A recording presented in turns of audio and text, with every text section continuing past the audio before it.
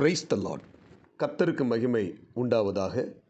இந்த நல்ல காலை வேளையில் கர்த்தருடைய வார்த்தை மூலமாய் உங்கள் யாவரையும் சந்திப்பதிலே நான் மிகுந்த மகிழ்ச்சி அடைகிறேன். எபிரேயர் புத்தகம் 8ஆம் அதிகாரம் 5ஆம் வசனம் சொல்லுகிறது, மலையிலே உனக்கு காண்பிக்கப்பட்ட மாதிரியின்படியே நீ எல்லாவற்றையும் செய்ய எச்சரிக்கையாயிரு என்று தேவன் அவனுக்கு கட்டளையிட்டார்.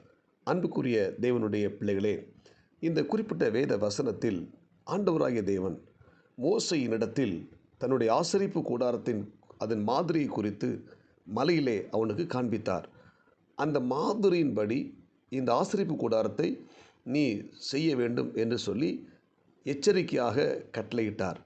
இந்த மோசேயும் ஆசரிப்பு கூடாரத்தை மலையில் காண்பிக்கப்பட்ட மாதிரியின்படி சரியாக செய்து முடித்தார்.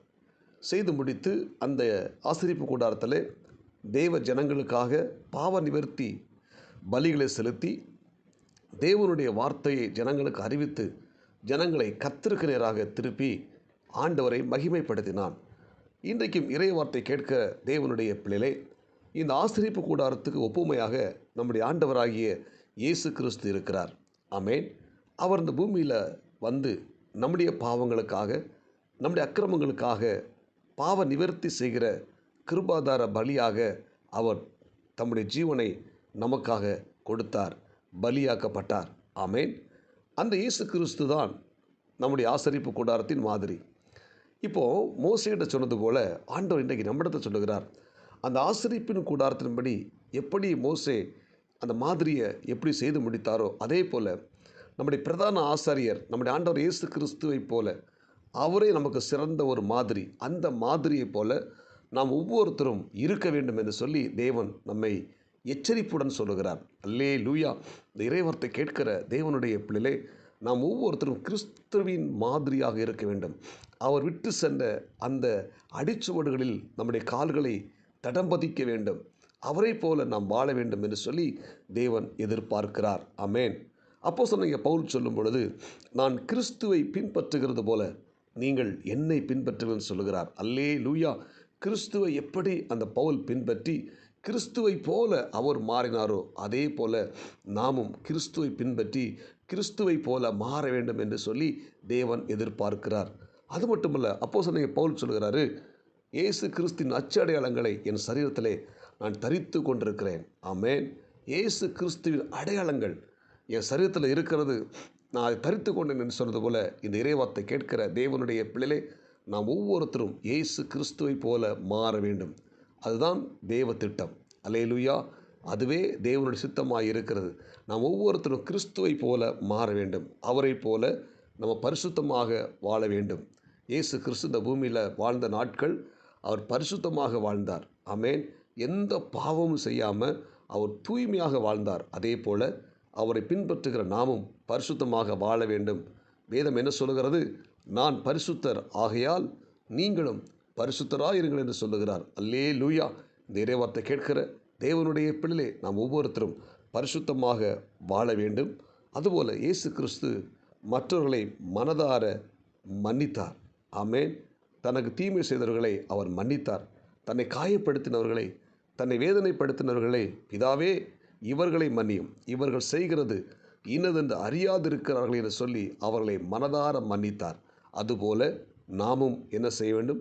மற்றவர்களை மன்னிக்க வேண்டும். நமக்கு தீமை செய்தவர்கள், நமக்கு விரோதமாய் பேசினவர்கள், நம்மை அவமானப்படுத்தினவர்கள், நிந்தித்தவர்கள், அவர்களுக்காக நாம் ஜெபிக்க வேண்டும். யோபு தன்னை விமர்சனம் பண்ணின தன்னுடைய நண்பர்களுக்காக அவர்களை மன்னித்து அவர்களுக்காக வேண்டுதல் செய்த பொழுது தேவன் யோபுவின் சிறையிருப்பை திருப்பினார். அதுபோல நாம் ஒவ்வொருத்தரும் மற்றவர்களை மன்னிக்கும் போது, நமக்கு தீமை செய்தவர்களை விமர்சனம் பண்ணினவர்களை மன்னிக்கும் போது தேவன் நம்மை ஆஸ்வதிக்கிறார். அல்லேலூயா.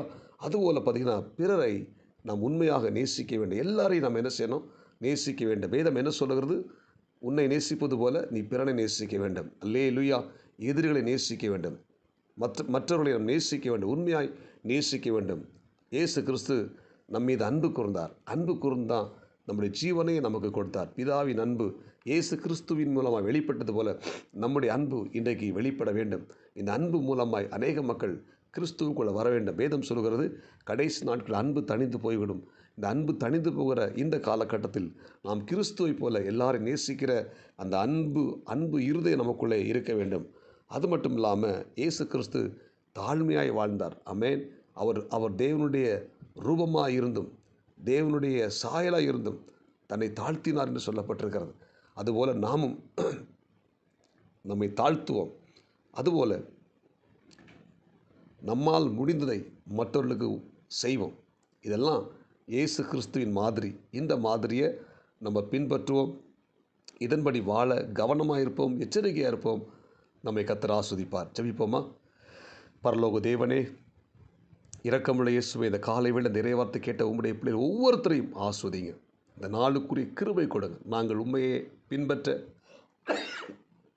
உம்முடைய மாதிரியை நாங்கள் பின்பற்ற உதவி செய்வீராக.